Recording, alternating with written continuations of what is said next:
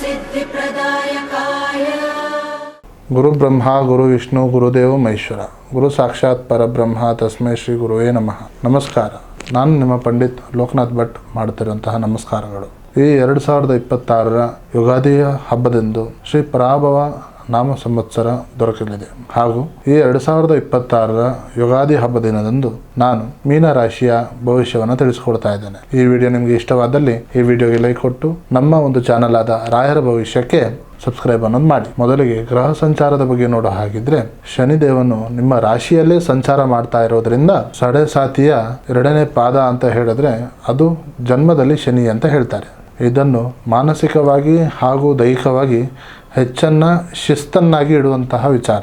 ಇನ್ನು ಗುರುವಿನ ವಿಚಾರದ ಬಗ್ಗೆ ನೋಡೋ ಹಾಗಿದ್ರೆ, ಗುರು ನಿಮ್ಮ ರಾಶಿಯಲ್ಲಿ 5ನೇ ಮನೆಯಲ್ಲಿ ಸಂಚಾರ ನಡೆಸ್ತಾ ಇರೋದ್ರಿಂದ ಜನ್ಮದಲ್ಲಿ ಶನಿ ಇದ್ದರೂ ಸಹ ಗುರುವಿನ ಅನುಗ್ರಹ ತುಂಬ ಚೆನ್ನಾಗಿದೆ. ಇನ್ನು ರಾಹು ಕೇತುವಿನ ವಿಚಾರದ ಬಗ್ಗೆ ನೋಡೋ ಹಾಗಿದ್ರೆ, ರಾಹು 12ನೇ ಮನೆಯಲ್ಲಿ ಇರೋದ್ರಿಂದ ಅನಾಗತ್ಯ ಖರ್ಚುಗಳು ಆಗುತ್ತದೆ. ಕೇತು 6ನೇ ಮನೆಯಲ್ಲಿ ಇರೋದ್ರಿಂದ ಗುಪ್ತ ಶತ್ರುಗಳ ಮೇಲೆ ಜಯ ಅನ್ನೋದು ಸಾಧಿಸಿ. ಇನ್ನು ಉದ್ಯೋಗ ಹಾಗೂ ವ್ಯವಹಾರದ ಬಗ್ಗೆ ನೋಡೋ ಹಾಗಿದ್ರೆ, ಕೆಲಸದ ಸ್ಥಳದಲ್ಲಿ ತಾಳ್ಮೆ ಬಹಳ ಮುಖ್ಯ.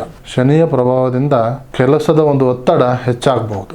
ಮೇಲಾಧಿಕಾರಿಗಳಿಂದ ಸಣ್ಣ ಪುಟ್ಟ ಭಿನ್ನಾಭಿಪ್ರಾಯ ಬರಬಹುದು. ಆದರೆ ಜೂನ್ ತಿಂಗಳ ನಂತರ ಗುರುವಿನ ಪ್ರಭಾವದಿಂದ ಉದ್ಯೋಗದಲ್ಲಿ ಸ್ಥಿರತೆ ಅನ್ನೋದು ಕಾಣ್ತೀರಿ. ಇನ್ನು ವ್ಯವಹಾರದ ಬಗ್ಗೆ ನೋಡೋ ಹಾಗಿದ್ರೆ, ವ್ಯಾಪಾರಸ್ಥರು ದೊಡ್ಡ ಸಾಲವನ್ನ ಮಾಡೋದನ್ನ ತಪ್ಪಿಸಿ. ಪಾಲುದಾರಿಕೆಯಲ್ಲಿ ನಂಬಿಕೆ ಅನ್ನೋದು ಮುಖ್ಯ ಆಗುತ್ತೆ. ಜೂನ್ ತಿಂಗಳ ನಂತರ ಹೊಸ ಒಂದು ಉದ್ಯೋಗವನ್ನು ಮಾಡೋದು ಒಳ್ಳೆಯದು. ಇನ್ನು ಆರ್ಥಿಕ ಪರಿಸ್ಥಿತಿ ನೋಡೋ ಹಾಗಿದ್ರೆ, 11ನೇ ಮನೆಯಲ್ಲಿ ರಾಹು ಹಾಗೂ ಶನಿ ಇರೋದ್ರಿಂದ ಹಣದ ಹರಿವಿನಿಂದ ಏರಿಳಿತ ಅನ್ನೋದು ಕಾಣುತ್ತೆ. ವೈದ್ಯಕೀಯ ಹಾಗೂ ಧಾರ್ಮಿಕ ಒಂದು ಕ್ಷೇತ್ರದಲ್ಲಿ ಖರ್ಚಾಗುತ್ತದೆ.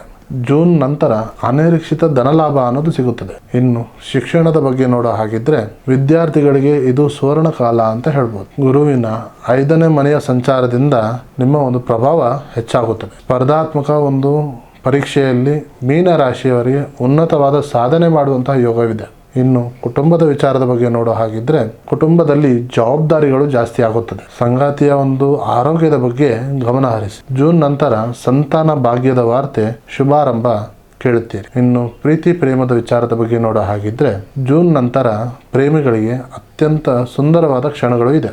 ನಿಮ್ಮ ಪ್ರೀತಿಗೆ ಹಿರಿಯರ ಒಂದು ಸಮ್ಮತಿ ಸಿಗುವಂತಹ ಸಾಧ್ಯತೆ ಇದೆ. ಅವಿವಾಹಿತರಿಗೆ ಮದುವೆಯ ಪ್ರಸ್ತಾಪ ಕೂಡಿ ಬರಲಿದೆ. ಇನ್ನು ಆರೋಗ್ಯದ ವಿಚಾರದ ಬಗ್ಗೆ ನೋಡೋ ಹಾಗಿದ್ರೆ, ಜನ್ಮ ಶನಿಯ ಪ್ರಭಾವದಿಂದಾಗಿ ಅತ್ಯಂತ ಆಯಾಸ ಅನ್ನೋದು ಕಾಣಬಹುದು.